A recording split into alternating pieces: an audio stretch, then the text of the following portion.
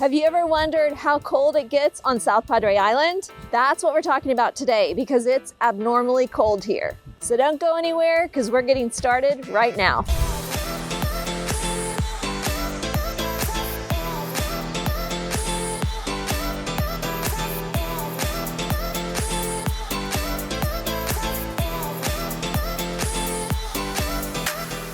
Do you want to know everything there is to know about South Padre Island real estate and some of our surrounding areas? Then click subscribe so you don't miss an update. My name's Denise and I'm the host of this channel for our family's real estate brokerage. We get calls and emails every day from people just like you who are looking to move or invest in real estate here on the island, whether it be a second home, a primary residence, or an investment property. And we absolutely love it. So book a call. Our contact information is in the description below. Many times we're out showing property to clients and have them ask, how cold does it really get here at the beach in Texas? Well, today, it's the beginning of January 2025, and it is abnormally cold. It normally does not get this cold, but it is today. We've got strong winds blowing from the north, and we call that a cold front. I know some people have never heard of that term, but down here, the cold wind blows at a very strong pace and makes the temperature feel a whole lot colder than it is. It's around 3 p.m. and I took a screenshot from the weather app, and you can see the temperature's reading at 42 degrees. But the wind chill feels more like 14 degrees. And believe me, it really does feel that cold. You have to keep in mind we're a barrier island, so the winds come over us at a very strong force. Wind gusts are currently at 38 miles per hour, hence it seems much colder than the temperature reads. But as a positive, the cold goes away very quickly. Possibly tomorrow we'll have sunshine and temperatures in the high 60s. Today I'm working at one of our local coffee shops, Cafe Karma, and we are going to see what some other people have to say about this weather. Okay, so tell me some of the things you do here when it's colder than the normal day. Well, it's like we go to some plays here. I think it's the El Paseo Foundation. We go to a couple plays when we're down here. There's live music on the island all over, and you know, even when it's nice out, it's just fun to sit outside and listen to live music and yeah. So the cold snaps that come in don't inhibit your whole time here. No, not at all. Yeah. Yeah. Yes. And again, how long are you typically here? We're here about 4 months, 4.5 months. Okay. So winter Texan and you go back home. Back home. Yeah. Mm-hmm. Good. Thanks for talking with us. Yes, you're welcome. Hey, we are here with Linda and Jodi, and they are going to kind of tell us what they think about the cold weather. Where are you guys from? We're from Minnesota.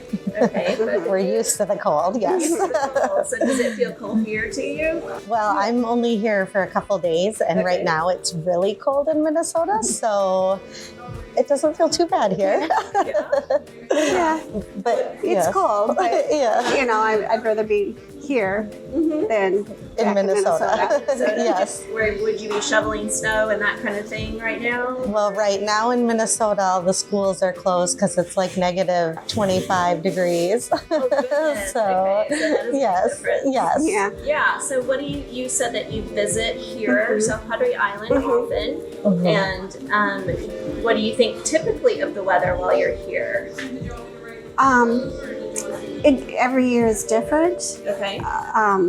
Last year we didn't have many days like this. So when we first started coming down here, we'd stay for a month, and it was like this every day until the day we left. Oh, no. But now that we stay longer, we'll have a few days. But this is kind of a long stretch of cold weather. Yeah, I feel like last year you guys had really nice weather. Yeah, we had really good nice weather. Yeah. And typically, do you think that it kind of, the sun comes up, some days you don't even realize the sun's going to come up and it warms up pretty quickly? Yeah, the sun helps. Yeah. You know, I think it's the wind that makes it feel colder. So wind chill, right? Yeah. Right. Yeah. So is it still something that you plan to do, come back to South Padre Island? As long as we can. Yeah. Mm-hmm. Okay, good. Yeah. Good. So would you consider yourself winter Texan? Yes, we are. Yeah. Good, good. What else can you tell me about the island? It's just kind of, we like it because it has a small town feel, you know. We've gotten to know a lot of people and a lot of the business owners, and it's just, you know, you go somewhere and you're always running into someone you know. Yeah. So it's fun. Yeah. Good. Yeah. Okay, great. So And do you think that on most days you can head out to the beach if you want to walk on the beach, that the temperature is going to work out for you? yes, a lot. Yeah. Good. Yes. We walk the beach quite a bit. Do you? When you're Yes. Yeah. Mhm. Okay. Do you guys go out and fish? Or No. We You have friends that fish? we that you have don't friends that fish, Yeah. so we have friends with benefits because we get to enjoy. yeah. Yeah. But we volunteer at the Friends with Animal Rescue, walk dogs. We volunteer over at a church in Port Isabel. So we've made a lot of friends That way. doing that. So when you walk the dogs, the temperature's normally much nicer than this. Yeah, but you walked a dog We went yesterday. and it was pretty chilly. Yeah, it was Yeah. chilly, but we walked the dogs, and it even started drizzling a little bit, but it was fine. Sometimes when it starts drizzling a little, it doesn't last long, you Yeah, know. So the dogs are. Do you think this is a different cold than what you have at home? Like, how would you describe that? Yeah, I think so. Do you It's think so? different, Yeah, it is. It's just so cold at home. Yeah, I think it's the wind from the north that it's not quite as bitter cold at home as Minnesota is more of a bitter. Yeah. Thanks for talking with us. Sure. Yeah. Thank you. So Hazel, thanks for talking with us today. Thanks for talking with us today, Hazel, about the weather. Tell me, do you live here locally? I do. I live in Port Isabel. Okay, so what do you think? Is it cold outside right now? Yes, it is. It's very cold, but I love this weather. It's good to have this kind of weather sometimes when you're living in paradise. Yeah. It's not often that we get this kind of weather, but I enjoy it when it's here. Okay. So it's a nice change, maybe? Yes, yeah, for sure. yeah. So what would you say? Most of the time the weather here on South Padre Island is what? It's very sunny. The sun's pretty much out 99.9% of the time. Yeah. It's nice, you know, there's a slight ocean breeze sometimes. It's very warm, for Okay. sure, yeah. Most of the time, Yeah. right? Yes, yeah. most of So the it time. is an odd thing that we get this cold front that come in, and how quickly do you think they go out? Disappear? They leave as fast as they get here, I would like Yeah. to say. I mean, it's here for like maybe a week, and then it just kind of goes and it's back to normal. sunshine and paradise pretty much. So what would you say to someone who is thinking about either moving here or coming down here a second home or something? Would they, I would say they have to love the tourism that goes on around here. Okay. They would have to enjoy the people that come here to you know get to enjoy this little heaven on earth pretty much. yeah.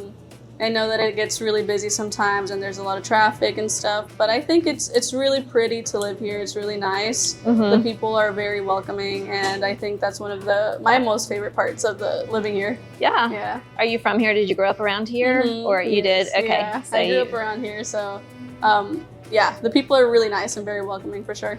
good. Yeah. Thanks for talking with us, and hopefully that sun will be out. It looks like it's got coming out already, isn't it? I mean, it's here. We may have a bay sunset tonight. Hopefully, I love the sunsets here. That's another thing. The sunsets are so pretty. They are. Sunrises and sunsets, they're so beautiful. We get them both, don't we? Mhm. Yeah. Yeah. All right. Have a good evening and stay warm. You too. Thanks. So, what are some things that you can do on the island when a cold snap does come in?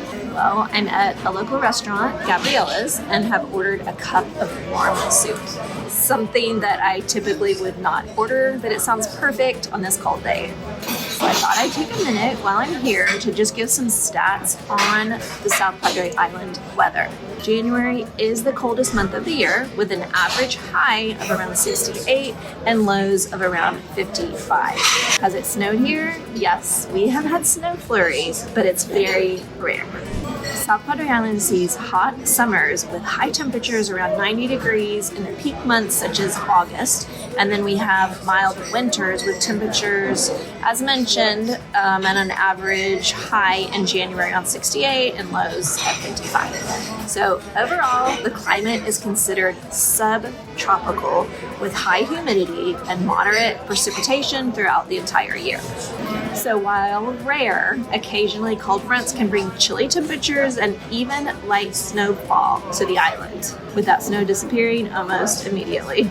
So here is the direct answer to does it snow on South Padre Island? Yes, it has snowed here. The last time was in 2017. This was flurries that hit the ground and they were pretty much gone immediately. But what an enchanting sight it is to see snow flurries with the palm trees in the background. And previous to that, back in 2004, South Padre Island experienced a somewhat white Christmas. There was a strong Arctic cold front and then upper level disturbance that caused the frigid weather and the snow flurries. So the National Weather Service actually stated that there was 2.5 inches of snow out here on the island. Supposedly, this was the first time there was measurable snow since 1895. Now, it's not only the tropical plants, like we talked about earlier, that the cold affects here on the island. The native animals are not made for the chilly temperatures. We have the Kemp's Ridley sea turtles, an event that's called a cold stun, happens when the water gets too cold for the sea turtles to maintain their body temperature. And so they're awake, but they're unable to move or swim, and they will drown from being unable to lift up their heads to draw breath if they aren't rescued in time. We have an incredible organization here, Sea Turtles Inc., who works very hard to protect and take care of the Ridley turtles. They work tirelessly during the inclement weather and have great support from local volunteers as well. Once the turtles are rescued from the water or from the shoreline, the cold stunned turtles or patients, they're brought back to the Turtle Inc. facility to slowly and safely increase their body temperature. And when the environmental conditions outside the water temperature stabilize, they're released back into the Gulf of Mexico, or what is soon to be the Gulf of Americas. And keep a lookout because I will have a video with more information on Sea Turtle Inc. It's an incredible operation.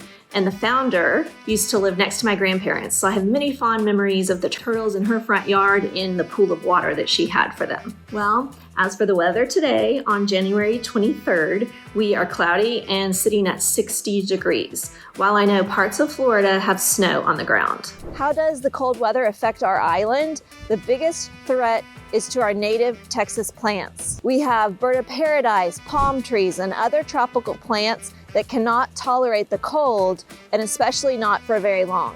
I know some have opted for more hardy palm trees, such as the sable palm, when landscaping their property. Robert, thank you so much for joining us and for talking with us about the landscaping here on South Padre Island. I know you've got R. Lewis Landscaping, which was previously Veranda's Landscaping. And how long have you been doing this and here specifically on the island? Okay, I've been in the nursery landscape business all my life in different facets. But so here on the island, I've lived here 31 years and have pretty much learned what will and won't do here. Yeah.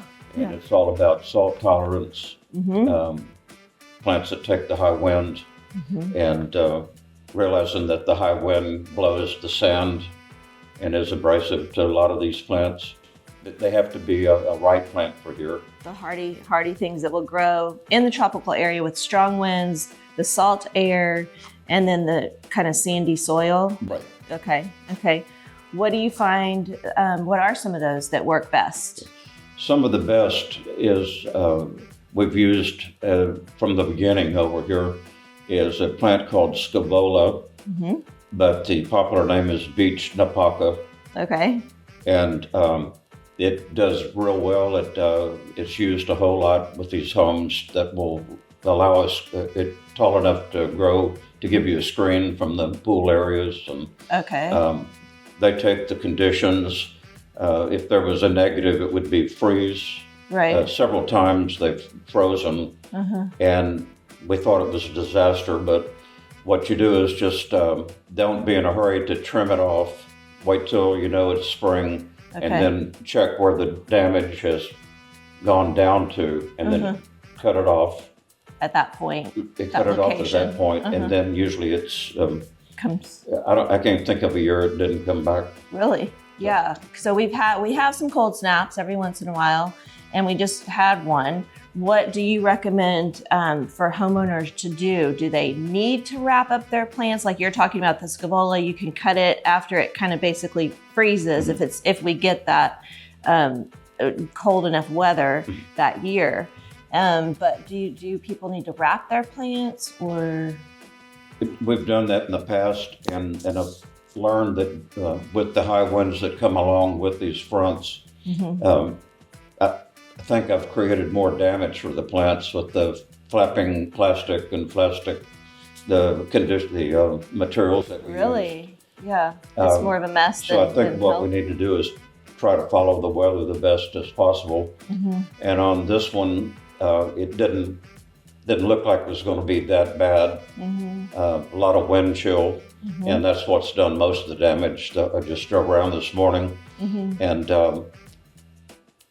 so that, like I said, just leave it for another few weeks. We're almost into February already, and then our normal break of spring when plants sprout out again is usually right at the end of February going into March. Yeah. And then do a good seasonal pruning like you normally would. Okay. And so the ones that we did at the putting green, I just drove and looked, and it looks beaten with the high winds and some of the cold, but nothing was damaged. Oh, good. So, Okay. and from what I've seen driving around, its damage is minimal. Right.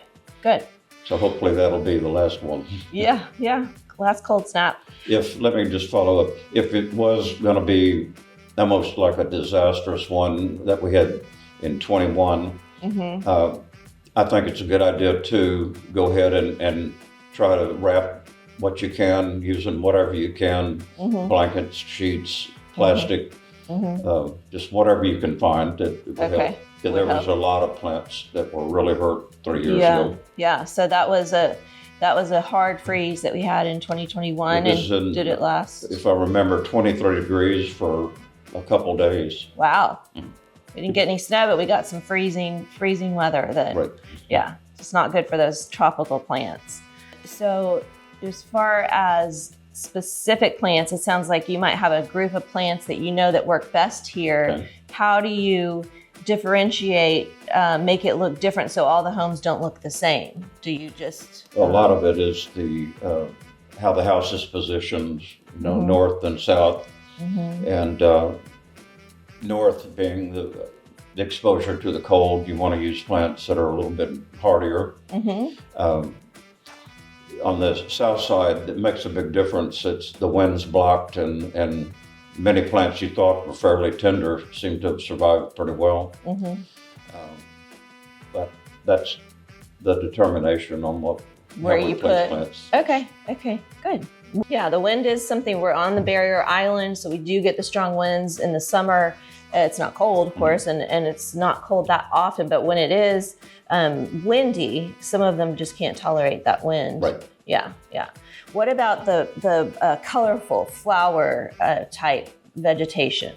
No, hold on, let me move that right there just in case. Okay. Well, unfortunately, a lot of the plants that bloom a lot aren't that hardy for these conditions. The best is hibiscus. Yes. There's a problem with hibiscus in midsummer with a bug called mealybug, and pretty damaging here, but that can be maintained and do occasional sprayings through the summer months. We're using gardenias in between the houses where it's real shaded, but they need to be planted in a special mix, high compost content, and really good drainage. And we can mix the sand that's out here with the composted soil, and it makes a good soil. Oh, good. But that seems to do pretty well. Okay. Ixora is a real tropical plant that a lot of people are using as hedges in front on the street. They come in red and yellow, and those are pretty good, but we found their biggest negative is the cold temperature. Okay. So that's a hedge that could be protected with a sheet over it or whatever. If needed, yeah. And What about the bird of paradise? I know I've got one in my yard, which was such a surprise when it bloomed. I loved it. bird of paradise do real well. They don't bloom unless you feed them on a fairly regular basis through the growing season from March through September. And feed them like a fertilizer or a compost or something? Usually just what's considered an all-purpose fertilizer is fine for them. Okay. Any organic fertilizer is one thing that we've tried to use the most. Sand, the rain and your constant watering just leaches the nutrient out of it.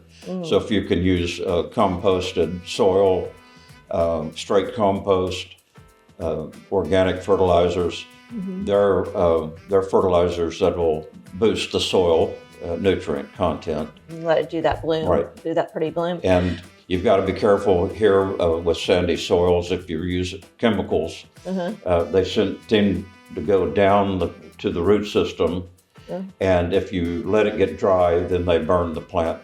Oh, wow. That's the biggest negative of sandy soils.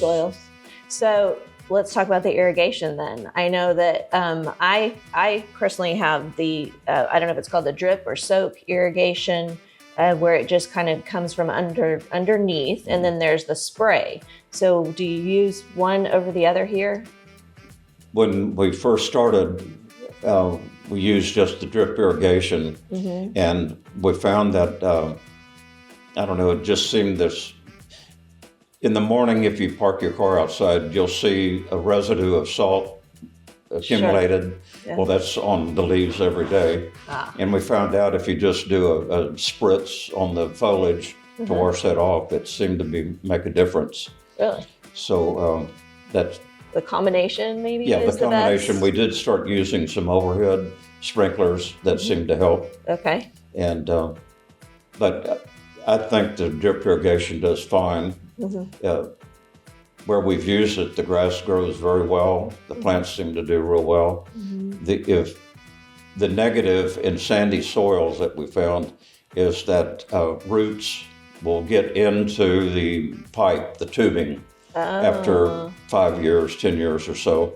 And you check the system and you think it's right, and it is still clogged. And one time we found that I found a piece that we'd cut off, and it's totally blocked with roots. With roots. Wow. So they'll grow right into that water hose. That happens. Well, interesting.